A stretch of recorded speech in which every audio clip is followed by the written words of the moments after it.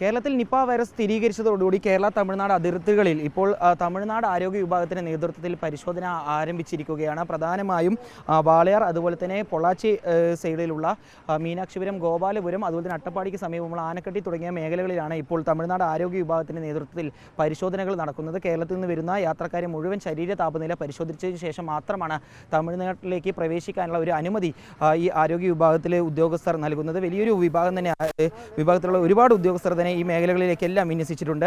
പ്രധാനമായും Nipah virus കേരളത്തിൽ സ്ഥിരീകരിച്ചതിനാലും ഈ കേരളത്തിൽ ഇപ്പോൾ നിപ വൈറസ് ബാധിച്ച ഒരു കുട്ടി മരിച്ച സാഹചര്യത്തിലുമാണ് ഇപ്പോൾ ഇത്തരത്തിലൊരു തീരുമാനത്തിലേക്ക് തമിഴ്നാട് നിന്നുള്ള ആരോഗ്യ വിഭാഗം കടന്നിരിക്കുന്നത്. മാത്രമല്ല, പാലക്കാട് ജില്ലയിൽ നിന്നുള്ള 2 ആൾക്കാരാണ് ഇപ്പോൾ നിപ വൈറസ് ഈ സ്ഥിരീകരിച്ച ആളുകളുടെ സമ്പർക്ക പട്ടികയിലുള്ളത്.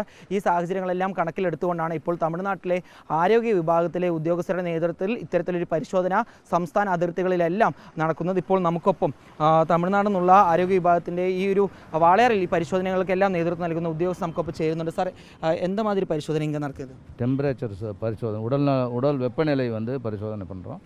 அதுபோக அவங்கக்கிட்ட வந்து மயக்கம், தலைவலி, சுவாச பிரச்சனை ஏதாவது இருக்கான்னு கேட்குறோம். அது மாதிரி ஏதாவது இருந்தால் மேல் சிகிச்சைக்காக மருத்துவக் கல்லூரி மருத்துவமனை, மருத்துவக் கல்லூரி மருத்துவமனை கோவைக்கு, கோயம்புத்தூர் மருத்துவக் கல்லூரி மருத்துவமனைக்கு 108 மூலமாக அனுப்பி வைப்போம். எங்கெல்லாம் பாலக்காடு எங்கெல்லாம் பரிசோதனை வந்து கேரள மாநிலத்தை ஒட்டியுள்ள பகுதிகள் அனைத்து இடங்களும் நடைபெறுகிறது. மீனாட்சிபுரம், கோவிந்தாபுரம், வாளையாறு, ஆனகட்டி போன்ற பகுதிகளில் நடைபெறுகின்றது. இந்த பரிசோதனை நடக்கும் இன்னிலிருந்து நடக்கு மறு உத்தரவு வர வரும் தொடர்ந்து நடைபெறும். எல்லா வண்டியில் இருக்கிறவரெல்லாம் பரிசோதிக்கும்.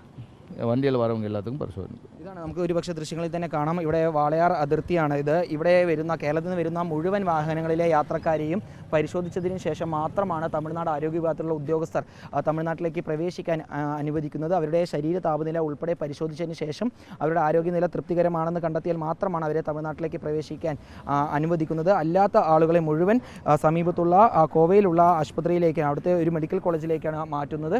അതിനുശേഷം അവരുടെ ആരോഗ്യനില തൃപ്തികരമാണ് കണ്ടെത്തിയാൽ ഇതിന് ശേഷം മാത്രമാണ് അവരെ പിന്നീട് യാത്ര ചെയ്യാൻ അനുവദിക്കുന്നത്. ഏതായാലും നിപ വൈറസിൻ്റെ ഈ ഒരു ജാഗ്രതാ നടപടികൾ ഇപ്പോൾ തമിഴ്നാട് സർക്കാരും ഏറ്റെടുത്തിരിക്കുന്നു. ഈ ആശങ്കകൾ മാറുന്നതുവരെ ഈ പരിശോധന തുടരാനാണ് തമിഴ്നാട് സർക്കാരിൻ്റെ തീരുമാനം.